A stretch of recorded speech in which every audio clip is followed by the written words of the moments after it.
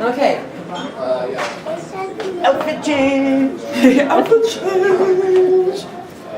I bring you another Roald Dahl tale, but this is actually his version of a classic called Jack and the Beanstalk. It's about eating your vegetables. What? Okay. Jack's mother said, "We're stony broke. Go out and find some wealthy bloke. We'll buy our cow, just say she's sound, and worth at least £100. But don't you dare let him know that she's as old as Billy-O." Jack led the old brown cow away and came back later in the day and said, "Oh, Mumsy dear, guess what? Your clever little boy has got. I really don't know how, a super trade-in for our cow." The mother said, "You little creep, I'll bet you sold her much too cheap," when Jack produced one lousy bean. His startled mother, turning green, leaped high up in the air and cried, "I'm absolutely stupefied. You crazy boy, do you really mean you sold our Daisy for just a bean?" She snatched the bean, she yelled, "You chump," and flung it on the rubbish dump. Then summoning up all her power, she bent the boy for half an hour, using, and nothing could be meaner, the handle of a vacuum cleaner. At 10 p.m. or thereabout, the little boy began to sprout. The little bean began to sprout, excuse me. I'm talking about... Sorry, please always go to the worst mode possible. By morning, it had grown so tall, you couldn't see the top at all. Shush. Young Jack cried, "Mom, admit it now. I bet it's better than a rotten cow." The mother said, "You lunatic. Where are those beans that I could pick? There's no..." We're okay. "There's not one bean, it's bare as bare." No, cried Jack, "you look up there. Look very high and you'll behold. Each single leaf is solid gold." So go Likens, the boy was right. Now glistening in the morning light, the mother actually perceives a mass of lovely golden leaves. She yells out loud, "My sainted souls, I'll sell the mini buys rolls." Don't say and stand and gape, you little clot. Get up there and grab the lot. Jack was nimble, Jack was keen. He scrambled up the mighty bean. Up he went without a stop.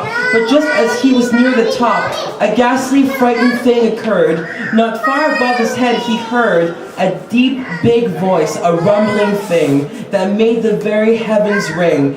It shouted loud, "Fee, fi, fo, fum. I smell the blood of an Englishman." I'm a man, actually. She's a man! She's a man, Maury! Jack was frightened, Jack was quick, and down he climbed in half a tick. "Oh man," he gasped, "believe you me, there's something nasty up our tree. I saw him, Mum, my gizzard froze, a giant with a clever nose." "A clever nose," his mother hissed. "You must be going round a twist. He smelled me out, I swear it, Mum. He smelled the axe on an Englishman." The mother said, and well he might, "I've told you every single night to take a bath because you smell. But would you do it? Would you..." I can't say that word. "You even make your mother shrink because of your unholy stink." Jack answered, "Well, if you're so clean, well, why don't you climb up the crazy bean?" The mother cried, "By gad, I will. There's life within this old dog still." She hitched her skirts above the knee and disappeared right up the tree. Now would the giant smell his mum? Jack listened for the fee-fo-fum. He gazed aloft, he wondered when the dreaded words would come, and then, from somewhere high above the ground, there came a frightening crunching sound. Ooh, girl. He heard the giant mutter twice, "By gosh, that tasted very nice." Although, and this in his grumpy tones, "I wish there weren't so many bones." "By Christopher," Jack cried, "by gum, the giant's eaten up my mum. He smelled her out, she's in his belly. I had a hunch that she was smelly."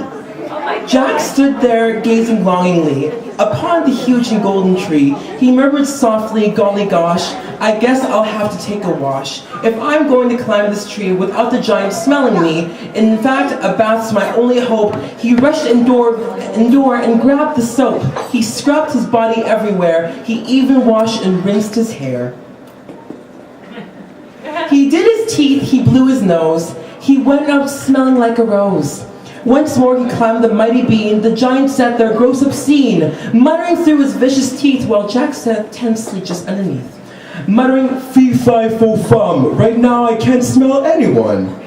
Jack waited till the giant slept, then along the boughs he crept, and gathered so much gold, I swear, he was an instant millionaire. Which do you need to be in Vancouver?